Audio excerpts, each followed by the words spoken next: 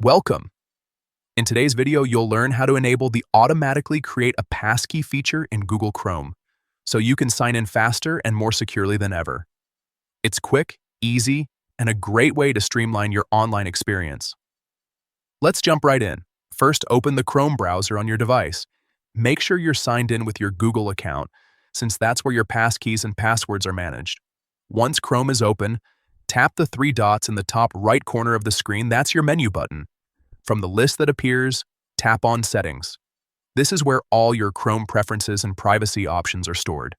In the Settings menu, scroll until you find Password Manager, then tap on it. This section holds all the tools for protecting and managing your saved passwords and login methods. Next, look toward the bottom right of your screen and tap on Settings within the Password Manager page.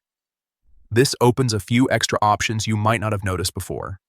Here, you'll see a toggle labeled Automatically Create a Passkey. Go ahead and switch that toggle on. Once it's enabled, Chrome can now automatically generate passkeys for supported sites.